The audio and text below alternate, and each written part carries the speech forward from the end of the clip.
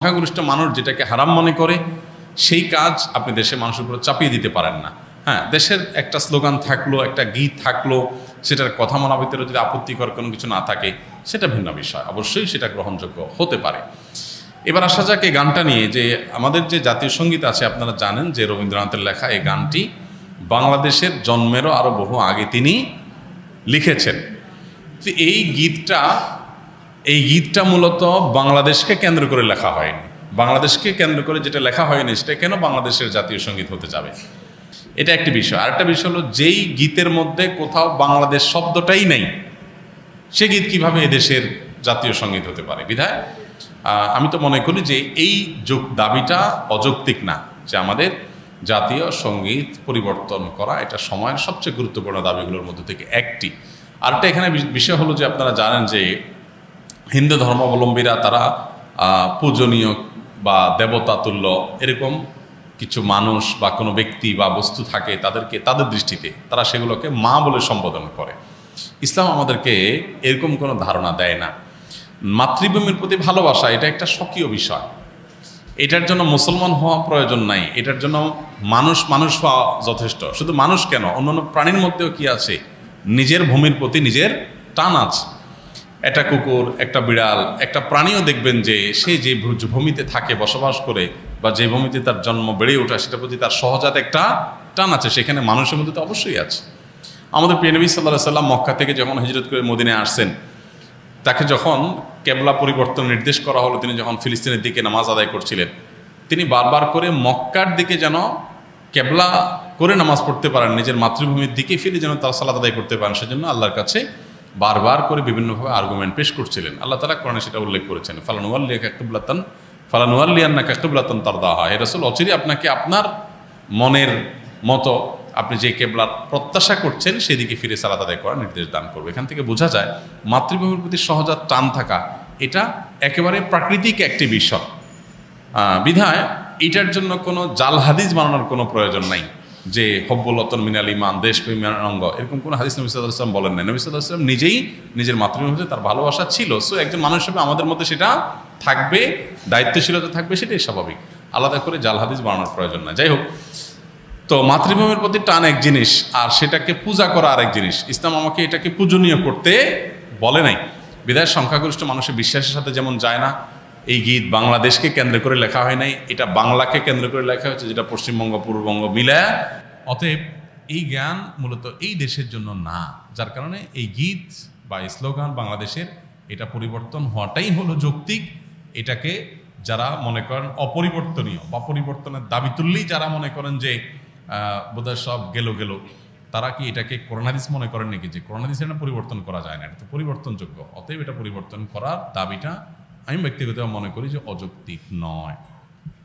52টা বৎসর ধরে আমাদের উপরে যে জাতীয় সঙ্গীতকে চাপিয়ে দেওয়া হয়েছে আমাদের ইচ্ছার বিরুদ্ধে, এমনকি মিউজিক লাগিয়ে সুরটাকে লালন থেকে হাওলাত করে, সঙ্গীত একরকম, সুর আরেক রকম। জাতীয় সঙ্গীতের ভিতরে যে প্রাণ থাকা দরকার, জাতীয় সঙ্গীতের ভিতরে যে উচ্ছ্বাস থাকা দরকার, জাতীয় সঙ্গীতের ভিতরে জাতীয় যে চেতনা থাকা দরকার, আমাদের জাতীয় সঙ্গীতের ভিতরে এর কোনোটাই নেই। এবং একটা মুসলিম দেশে, মুসলিম সংখ্যাগরিষ্ঠ দেশে অমুসলিমের লেখা একটা সঙ্গীতকে জাতীয় সঙ্গীত বানানো হয়েছে। যে লোকটা আমাদের স্বাধীনতা বিরোধী ছিল, যে লোকটা আমাদের স্বাধীনতা বিরোধী ছিল, স্বাধীনতা সার্বভৌমত্বের বিরুদ্ধে যার অবস্থান ছিল, যে আমাদের ঢাকা ইউনিভার্সিটি, ঢাকা বিশ্ববিদ্যালয় হওয়ার ক্ষেত্রে প্রচণ্ড বিরোধিতা করেছে, এমন ব্যক্তিকেই আমাদের দেশের জাতীয় সঙ্গীত তার কাছ থেকে নেওয়া হয়েছে। অথচ ঢাকা বিশ্ববিদ্যালয় যে স্যার সলিমুল্লাহর জায়গার মধ্যে, একজন মুসলিমের জায়গার ভিতরে বিশাল জায়গা জুড়ে উনার দান করা জায়গার উপরে ঢাকা বিশ্ববিদ্যালয়, সেখানে উনার জীবনের উপরে কিছু নেই, উনার উপরে কোনো অনুষ্ঠান নাই। রবীন্দ্রনাথের উপরে আমার দেশে অনুষ্ঠান করা হয়, তাকে নিয়ে বন্দনার শেষ নেই আমার দেশে। যে লোকটা বাঙালিকে অপমান করে কথা বলতে খুব খুশি হতো, খুব আনন্দ পেত, তার কবিতার ভিতরে লাইনে লাইনে বাঙালি জাতিকে ছোট করে কথা বলা। সে বলেছে, বাঙালি মোড়া ভদ্র অতি পোষমানায় প্রাণ, বোতাম আটা জামার নিচে শান্তিতে শয়ান। বাঙালির ক্ষুধা যন্ত্রণার কথা তিরস্কারের ছলে যে লোকটা বলেছে, আমরা নাকি ক্ষুধা লাগলেও ক্ষুধার কথা কাউকে বলি না, সুন্দর একটা জামা পেলে আমাদের হয়। এরকম নানাভাবে তিরস্কার করে ছোট করে যে লোকটা কথা বলেছে, তার সঙ্গীতকেই জাতীয় সঙ্গীত হিসেবে 52টা বছর ধরে চালিয়ে দেওয়া হয়েছে। এই সঙ্গীতের পরতে পরতে শিরকি অনেক কথা রয়েছে, যেটা একজন মুসলিম হিসেবে আমরা মানতে পারি না। এই সঙ্গীতে ইভেন আমাদের দেশের বাংলাদেশের নামটা পর্যন্ত নেই। পৃথিবীর অনেক দেশে আমি গিয়েছি, বহু দেশের জাতীয় সঙ্গীত আমার নিজের কান দিয়ে আমি শুনেছি। আমাদের আল আজহার বিশ্ববিদ্যালয়ে নাদিল ওয়াফিদিন বিভিন্ন দেশের কালচারের উপর একটা প্রোগ্রাম করা হতো, এবং সেখানে প্রত্যেক দেশের জাতীয় সঙ্গীত সেখানে গাইতে বলা হতো। তো আমরা খুব অবাক হতাম, এমন কোনো দেশের জাতীয় সঙ্গীত আমরা শুনি নাই যেই দেশের জাতীয় সঙ্গীতের ভিতরে তার দেশের নামকে রিপ্রেজেন্ট করা হয় নাই। কিন্তু আমার সোনার বাংলা, আমি তোমায় ভালোবাসি, এখানে বাংলা, পশ্চিম বাংলা আর পূর্ব বাংলার যে বিভক্তি, সেটাকে আলাদা না করে, বাংলাদেশের কথা প্রচার না করে বলে এখানেও একটা বিবাদ সৃষ্টি করা হয়েছে। আপনি দেখবেন মমতা ওনার বক্তব্যে এবং বক্তব্যের পরে সেদিনও স্লোগান দিয়েছে জয় বাংলা বলে। তো শুধু জয় বাংলা বলার মধ্য দিয়ে দেশপ্রেম প্রকাশ পায় না। আমার ন্যাশনালিটি হচ্ছে আমি বাংলাদেশি, আমার বাংলাদেশের নাম থাকবে, এটা হচ্ছে আমার দেশপ্রেম।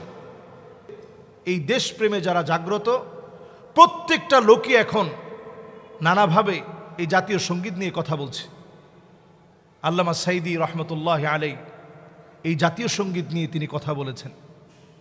শাইখুল হাদিস আল্লামা আজিজুল হক রহমতুল্লাহ আলাই আমাদের এই জাতীয় সঙ্গীত নিয়ে কথা বলে গেছেন।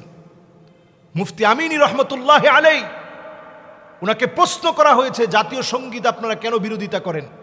তিনি বলেছেন এই সঙ্গীত আমাদের মসজিদে চলে না। যেই সঙ্গীত একটা মসজিদের ভিতরে আপনি গাইতে পারবেন না, একটা মাদ্রাসার ভিতরে আপনি গাইতে পারবেন না, গাইতে গেলে আপনার কাছে লজ্জাবোধ আসবে, আপনি লজ্জিত হবেন, ওটা একটা জাতির জাতীয় সঙ্গীত হয় কেমনে? একটা জাতির জাতীয় সঙ্গীতের মধ্যে আপনি তাকায় দেখেন, আমাদের বীরশ্রেষ্ঠ একজনেরও নাম নাই, ভাষা শহীদ একজনেরও নাম নাই।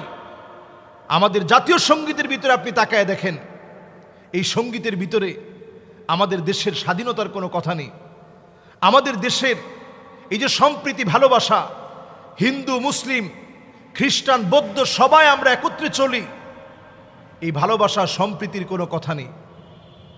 শিরকি কথায় ভরপুর এই সঙ্গীত। এই সঙ্গীত 52টা বছর ধরে আমাদের উপরে চাপিয়ে দেওয়া হয়েছে। এখন আওয়াজ উঠেছে এই জাতীয় সঙ্গীতকে কিভাবে এখন সংস্কার করা যায়। আমরা এখন দায়িত্ব দিতে চাই আমাদের ছাত্রদেরকে এবং সুশীল সমাজকে। আপনারা নির্বাচন করেন, এখন সময় দিয়ে দেন।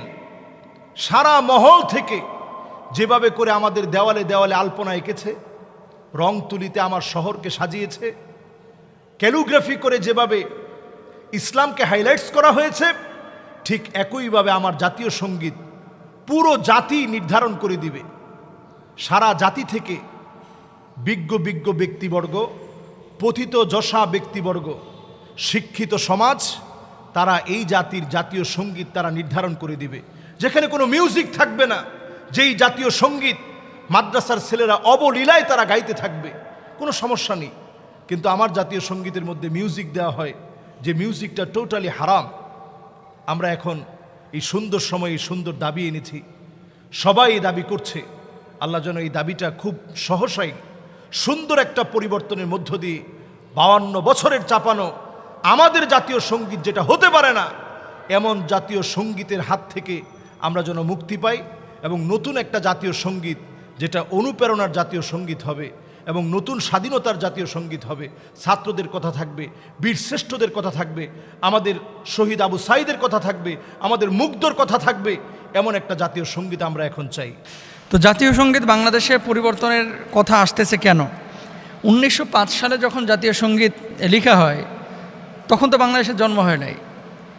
এই যে বঙ্গভঙ্গ, পূর্ব বাংলা, পশ্চিম বাংলা, বাংলার মধ্যে কিন্তু আসামও আছে, বাংলার মধ্যে ত্রিপুরা আছে, বাংলার মধ্যে এই বাংলাদেশ আছে, বাংলার মধ্যে আপনার মুর্শিদাবাদ আছে। তো ভারতের কিছু অঞ্চল, বাংলাদেশের কিছু অঞ্চল তখন তো একসাথে ছিল। তো 1905 সালে আপনার জাতীয় সঙ্গীত লেখা হয়েছিল। এখন জাতীয় সঙ্গীত যিনি সুর করেছিলেন তার ব্যাপারে বলা হয় বাউল গায়ক গগন হরকার। এই গগন হরকারার গান হচ্ছে আমি কোথায় পাবো তারে থেকেই এই গানের সুর ও সঙ্গীত উদ্ভূত। আপনাদেরকে যে বিষয়টি বলতে যাচ্ছি, জাতীয় সঙ্গীতে আসলে আমাদের বাংলাদেশে যেটি প্রচলিত আমার সোনার বাংলা আমি তোমায় ভালোবাসি, এখানে সমস্যাটা কোথায়? দেখেন, আলেম ওলামারা পরিবর্তন করার দায়িত্ব হচ্ছে নীতি নির্ধারকদের। আলেম ওলামারা কোনো জায়গায় যদি অসংলগ্ন কোনো কিছু দেখে তাহলে সেটাকে ধরিয়ে দেয়, কারেকশন করে দেয়। চিরদিন তোমার আকাশ তোমার বাতাস আমার প্রাণে বাজায় বাঁশি, এখানে জাতীয় সঙ্গীতের একটা লাইন এরকম যে চিরদিন তোমার আকাশ তোমার বাতাস আমার প্রাণে বাজায় বাঁশি। তোমার আকাশ তোমার বাতাস, তো এটা তোমার আকাশ দিয়ে মিন যদি করা হয় যে দেশের আকাশের মালিক আপনার সেই দেশ আকাশের মালিক, তাহলে এটা তো আসলে শরিয়ার সাথে সংঘর্ষ বেঁধে যায়। 2 নম্বর হচ্ছে ওমা ফাগুনে তোর আমের বনে ঘ্রাণে পাগল করা। আমের বনে ঘ্রাণে পাগল করার কোনো সমস্যা নেই, কিন্তু ও মা মা বলে সম্বোধন করা। হিন্দুরা অনেক সময় বিভিন্ন পূজা করে, এই পূজার মধ্যে মূর্তিগুলোকে অনেককেই মা বলে সম্বোধন করে, এই জায়গাটা একটু সমস্যা আছে। মা তোর মুখের বাণী আমার কানে লাগে সুধার মতো মরি হায় হায় রে, এই যে এখানে মা বলে সম্বোধন করা হয়েছে। সবচেয়ে বড় যে সমস্যাটা, যদি এগুলোকে আপনি বলেন যে না পংক্তির মধ্যে মা বলে কোনো মূর্তিকে ইন্ডিকেট করা হয় নাই, তাহলে শেষে যে অংশটা আছে যে ওমা তোর চরণেতে দিলাম এই মাথা পেতে দেগো তোর পায়ের ধুলা সে যে আমার মাথার মালিক, ওমা গরিবের ধন যা আছে তাই দিব চরণতলে। দেখেন, চরণতলে, মায়ের চরণতলে, ওমা তোর চরণেতে দিলাম এই মাথা পেতে। তো মায়ের চরণতলে মাথা পেতে দেয় কারা? মুসলমানরা। মুসলমান তো মাথা পাতে শুধুমাত্র একমাত্র আল্লাহ সুবহানাহু ওয়া তাআলার সামনে, তাই না? তো দেশকে যদি আপনি একটা সত্তা মনে করেন, দেশের তো কোনো আকার নাই, ভূখণ্ড আছে, মানে দেশ শব্দটা আল্লাহ সুবহানাহু ওয়া তাআলাকে কি আমরা দেখেছি? বাতাসকে আমরা দেখেছি? আলোকে কি আমরা ধরতে পারি, ছুঁতে পারি, স্পর্শ করতে পারি না?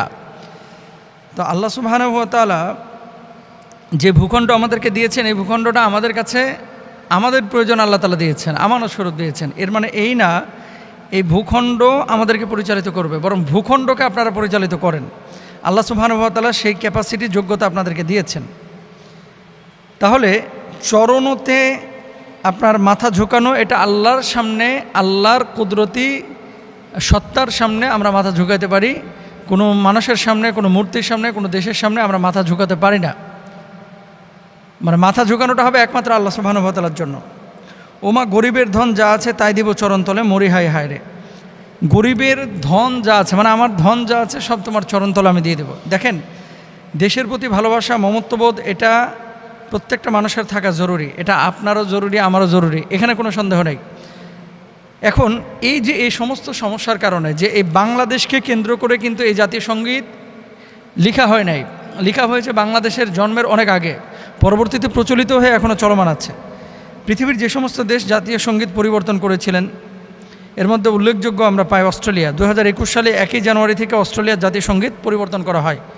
প্রধানমন্ত্রী স্কট মরিসন ঘোষণা করেন এই পরিবর্তনের। কি ছিল ওখানে?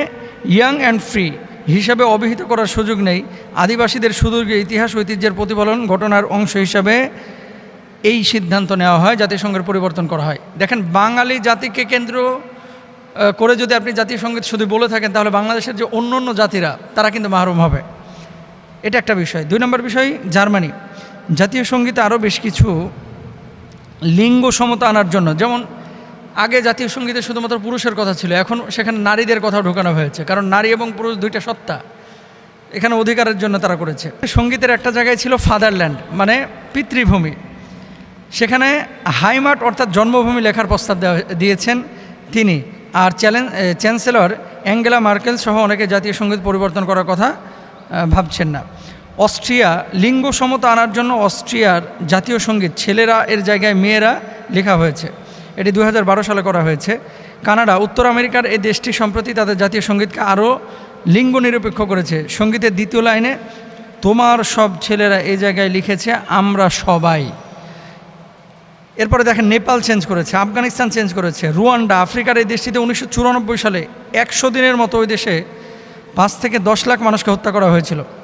গণহত্যা পরবর্তী রুয়ান্ডার ভাবমূর্তি গড়ে তুলতে দেশটি 2001 সালে একটি নতুন জাতীয় সঙ্গীত চালু করে।